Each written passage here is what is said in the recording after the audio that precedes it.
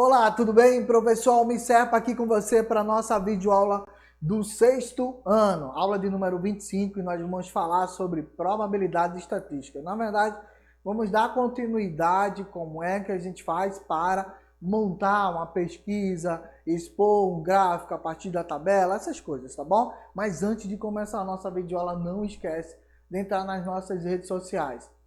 Instagram Robertão da Transmissão, tudo junto, sem acento, esperando você fazer a resolução do desafio de hoje e postar lá pra gente, tá bom? Nossa equipe de hoje, aí no cantinho, tá vendo? O Ari fazendo a transcrição direto. E o meu amigão aí está do nosso lado, Manuel fazendo parte da nossa equipe, você não tá vendo, mas ele tá com a gente. Vamos lá, Manuel, direto pra nossa videoaula. Número 25 é a aula de hoje, tá bom? Ó, já vou começar falando de história da matemática e recapitulando, claro, sobre os indícios do surgimento, porque a gente nunca vai ter a absoluta certeza, então vamos buscar pontos na história para chamar a atenção e você entender que a matemática é uma construção social. Tá claro isso? É uma construção social, ou seja, ela nasceu para ser um modelo de sociedade, tá? Ou para a sociedade. Ok? Então, mais ou menos aí 3.000 anos antes de Cristo, já se existia, né, casos na Babilônia, na China, no Egito, até mesmo na Bíblia falando, no Velho Testamento, falando sobre a referência à instrução dada, por exemplo, no Velho Testamento, a instrução dada que Moisés pediu que fizesse um levantamento estatístico dos homens de Israel que estivessem aptos para a guerra, tá? Então, você vai encontrar isso no recenseamento lá, você vai encontrar nas tábuas mesopotâmicas, você vai encontrar textos babilônicos, você vai encontrar escritos em rochas no Egito, você vai encontrar na argila aquecida da China, enfim, um monte de lugares aí de referência, tá bom? Então não esquece, história da matemática é show e você precisa aprender muito sobre isso.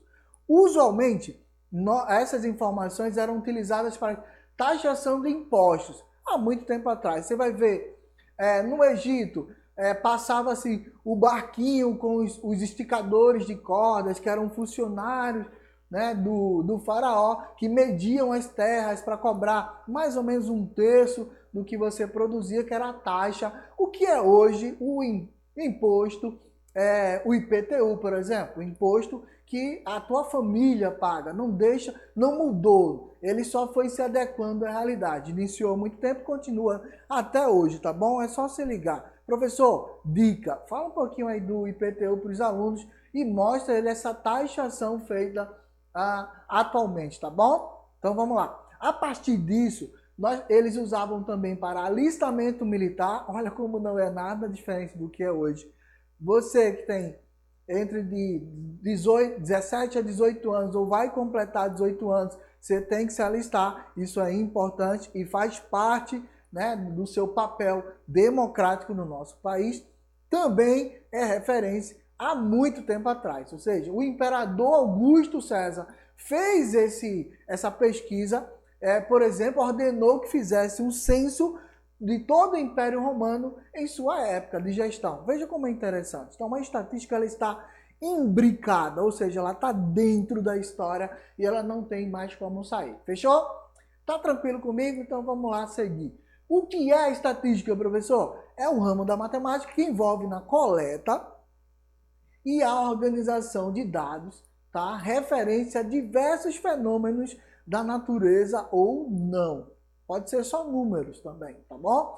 Para depois que a gente faz a coleta e a organização desses diversos fenômenos, nós vamos analisar, tá, cada item ou analisar de uma forma um pouco mais mediana, como eu vou dizer para vocês, tá?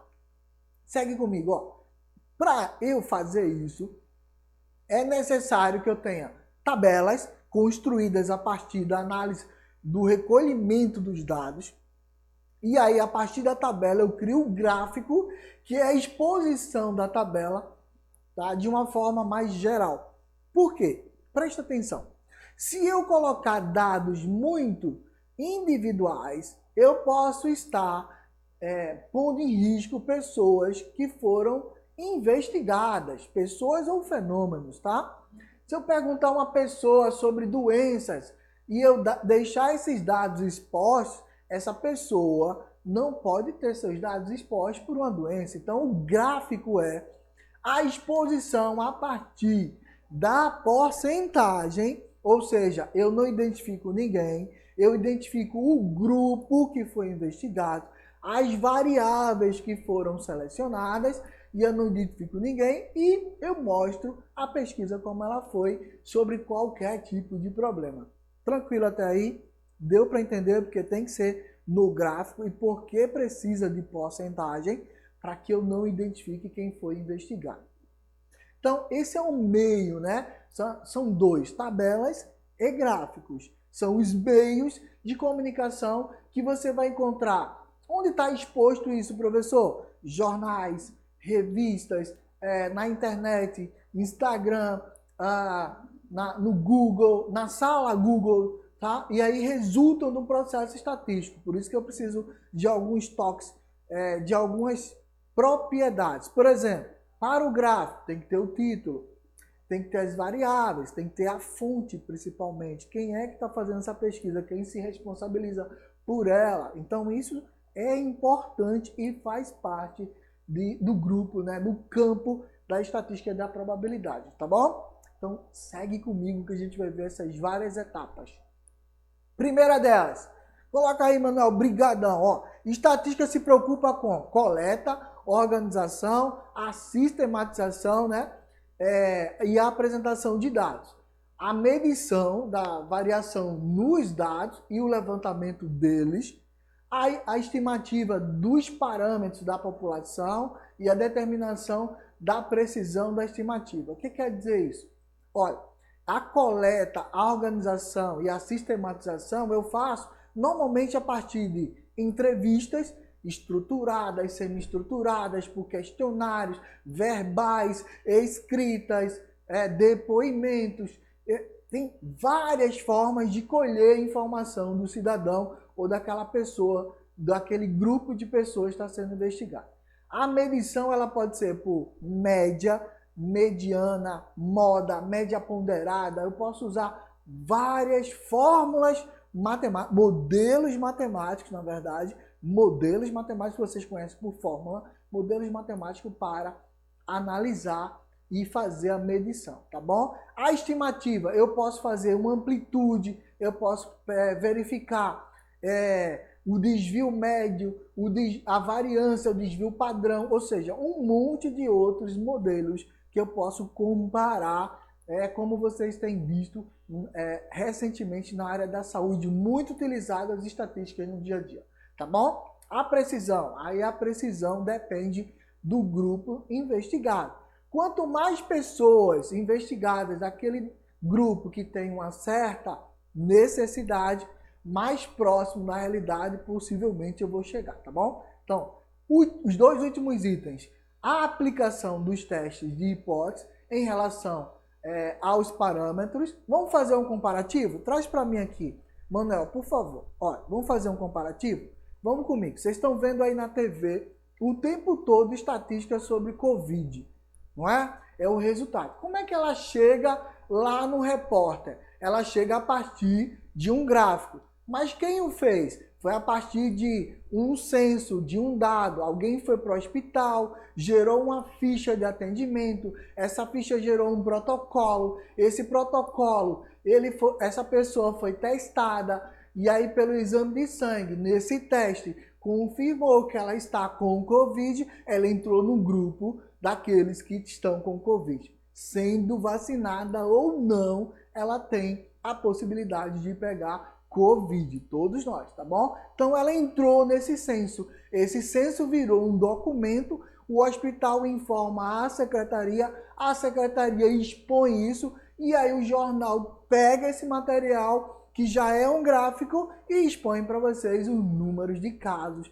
o aumento, o que houve, a variação, agora já se fala da variação delta, ou seja, começou na A, já está na letra D, daqui a pouco vai aumentar porque um vírus provavelmente provavelmente multante, tá bom? Então, veja como a gente está aprendendo durante a pandemia e qual é a ferramenta utilizada?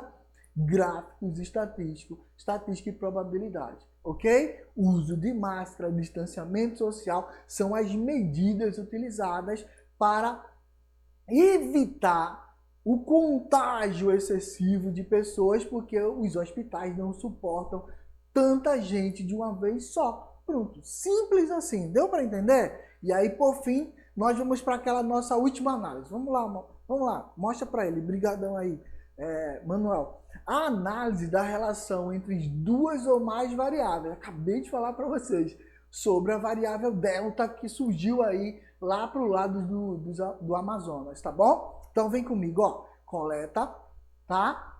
E a primeira coisa que a gente vai trabalhar nessa relação é justamente isso. De uma forma resumida, a estatística está assim nesse mapa mental, presta atenção. Estatística, olha o círculo aí acima, esse azul mais claro, tá? A amostragem. Dentro da amostragem eu tenho coleta de dados, e aí os dados podem ser questionários, entrevista, tudo isso é uma parcela da população. Pode ter mais coisas aí, eu coloquei só 2 como exemplo, tá bom? Mas pode ser um monte de coisa, né?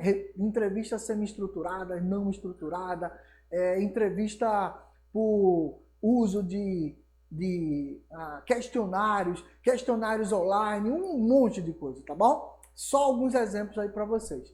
Aí da amostragem a gente sai para inferência estatística, análise dos dados.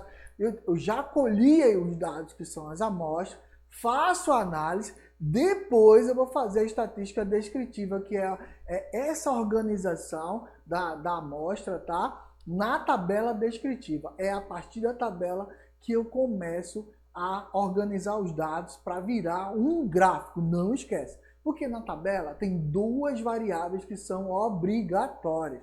Na verdade, eu vou chamar de 3, tá? Mas a frequência absoluta, ou seja, o número de casos reais que acontece todos os dias, e a frequência relativa, que é o número de casos que acontecem todos os dias, dividido por 30 dias, por exemplo. E aí vai virar uma taxa. Essa taxa, quando eu multiplico por 100, vira a porcentagem. Eu já posso mostrar no gráfico, tá bom? Ficou tranquilo? Deu para entender? Segue aí o nosso mapa mental para te ajudar, tá bom? O que é a amostragem? A amostragem é essa retirada de uma parcela da população para fazer uma análise, tá? É o ato de analisar uma parte do evento observado na população, tá? Com o intuito de saber como a população se comporta, sem necessariamente eu ter que analisar toda a população. Presta atenção. Traz para mim aqui, Manuel, de novo, por favor. Obrigadão. Ó, presta atenção. Você tá com alguma doença? Você vai fazer um exame de sangue para saber qual é o tipo de doença? Não vai tirar todo o teu sangue. Ele precisa de uma parcela, uma amostra do teu sangue para saber o que está acontecendo com você. Não precisa tirar tudo. É por isso que tira só um pouquinho para poder analisar. Entendeu? Isso é a amostra. E é a amostragem do teu corpo. A mesma coisa acontece nas populações. Pode ser qualquer coisa, tá? Vamos lá, então. Agora eu vou falar do resumo da população em relação à amostragem, tá bom? Coleta de dados, organização e registro. Vamos lá. A população, tá aí esse círculo maior, tá vendo? Eu acho que é azul, tá parecendo mais um verde, enfim. Não sou daltônico, mas tô com dúvida. Olha, daí tira uma parcela, um pedacinho, que é esse círculo menor, tá vendo? No final da ação de população, que vai ser a amostragem. E ela é subdividida em 2 categorias. A amostragem ela pode ser probabilísticas, em que as chances são iguais, ou seja, né? A probabilística ela diz qualquer pessoa pode ter chance. Jogou na Mega Sena, fez uma aposta, qualquer pessoa tem as mesmas chances, ok? Probabilística. E a não probabilística, que são chances diferentes. O que é isso, professor? Mais uma vez, vem para mim aqui, Manuel, vou explicar para vocês. A não probabilística é exatamente o que a gente está passando hoje na nossa vida por esse período do Covid. As pessoas com comorbidade, as pessoas com diabetes, acima do peso, as pessoas com mais idade, essas têm mais chances de agravarem porque o corpo já está em processo sedentário, com imunidade baixa, com pH muito baixo, enfim. Olha como a probabilidade aí, ela, na verdade, não há chances diferentes para essas pessoas. Percebe que os jovens sentem menos efeitos do que as pessoas com mais idade. Então, essa é uma amostragem que o pessoal da saúde tem mais cuidado. Deu para entender? Tá claro? Então, vamos lá comigo agora de volta para a gente poder entender o que é uma pesquisa estatística. Primeiro, ela acontece na elaboração do questionário, tá aí, tá vendo em cima em azul? Elaboração do questionário. Pode ser feito de qualquer forma, já falei para vocês, várias delas, tá bom? Não esquece. Escrito, online, pode ser entrevista, enfim, da forma que você perguntar, vai obter uma resposta. Pergunte bem objetivo e direto para obter uma resposta objetiva e direta, senão você vai ter trabalho, tá bom? E não esquece desse. Definição da amostra, a organização dos dados. A definição é quantos elementos, quantas pessoas da população eu vou tirar para ter uma ideia. Aí você vai ver a disponibilidade de tempo. Se a pesquisa é rápida, tira uma parcela menor, porque dá tempo de você começar e fechar. Se a pesquisa é longa, você vai tirar uma parcela maior, porque vai ter mais tempo para pesquisar. Enfim. E aí a coleta de dados é feita, tá bom?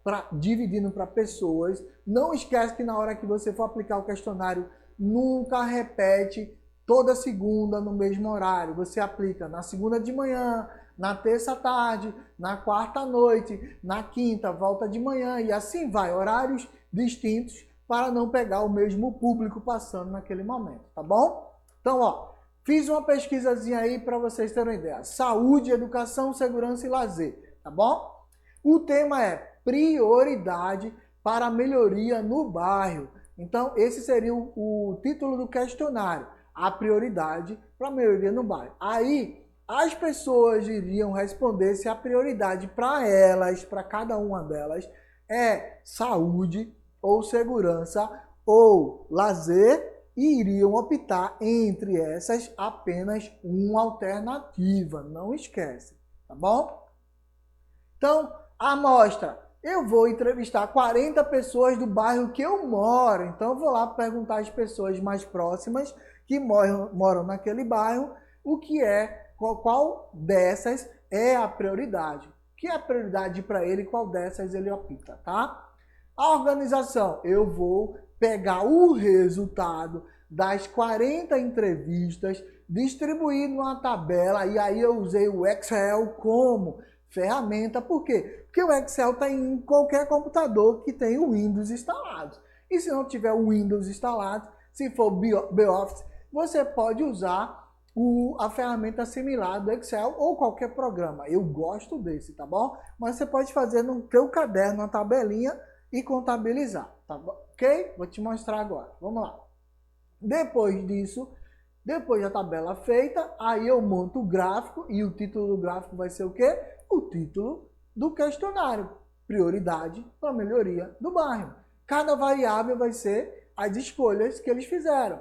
Variável saúde, variável educação, variável segurança, variável lazer. Eu gosto de colorido, eu pintei de cores diferentes. Botei saúde em amarelo, educação em azul, segurança em vermelho. Mas você pode escolher qualquer cor ou botar uma só. Tanto faz, tá bom? Fique à vontade. Não esquece disso, ok? Vamos lá. Como elaborar um questionário? Agora eu vou falar passo a passo para vocês, tá? Preste atenção. Primeiro ele tem que ter o tema. Vou recapitular, usar o meu como exemplo, né? Prioridade para melhoria do bairro, ok? Esse é o tema. Segundo, tem que ser feito perguntas. Qual melhoria você acha que deveria ter prioridade no seu bairro? Essa é a pergunta para geral, ok? Fechou? Agora, vamos lá. Opções: saúde ou educação, ou segurança ou lazer. Só pode optar uma entre as 4. Tá tranquilo? Vamos lá. O que é uma planilha eletrônica? Já fiz o questionário, já está tudo prontinho e vou a partir de agora fazer a planilha. Mando o pessoal aplicar o questionário enquanto eu vou construir a planilha. O que é? A planilha eletrônica ou folha de cálculo é um tipo de programa de computador que é utilizado para construir tabelas para realização de cálculos e apresentação de dados, tá bom? Bom, cada tabela é formada por uma grade composta por linhas e colunas. Eu vou te mostrar. O nome eletrônica se deve porque é implementação por meio de programas de computador, só isso, tá bom? No Brasil, essas tabelas são chamadas de planilha. Não vai esquecer, ok? Vou usar como exemplo o Excel, tá aí, tá bom? Excel é a palavra da língua inglesa que o verbo to excel, que significa sobressair, superar os outros em boa qualidade, deriva do latim excellere, tá? Que é subir ou ser eminente. E na verdade aconteceu porque foi uma falha do programa antigo, enquanto outras empresas estavam montando programas de planilhas muito melhor do que a primeira planilha feita da Microsoft. Aí surgiu o Excel com esse nome de sobressair e superar, porque ele tinha falha na anterior, tá? Olha, o nome foi muito bem colocado, Excel, ok? Então, o X significa fora de e o Ser significa lugar alto da torre, tá bom? Só para vocês terem noção agora da nomenclatura. Então, a função principal do Excel é criar fórmulas e inserir cálculos, além de ser possível organizar dados, configurar diversos tipos de gráficos, ok? Vamos para a gente mostrar agora com vocês essa planilha do Excel. Elas são constituídas de células organizadas em linhas e colunas e é um programa dinâmico de interface atrativa e muito recurso para os cálculos. Se você nunca usou, passe a usar porque é muito legal. Olha o exemplo aí, ó. Prioridade para a melhoria do bairro. Aí eu montei no Excel, dá para visualizar, tá vendo? Ó? Saúde, educação, segurança e lazer. Coloquei o resultado da pesquisa. 18 pessoas optaram por saúde, 10 por educação, 10 por segurança e 2 apenas por lazer, totalizando as 40 pessoas investigadas, ok? Coluna A está aí bem claro, ó, ok? Coluna B está aí bem claro, fechou? Agora, linha é essa que está em branco, prioridade para a melhoria do bairro.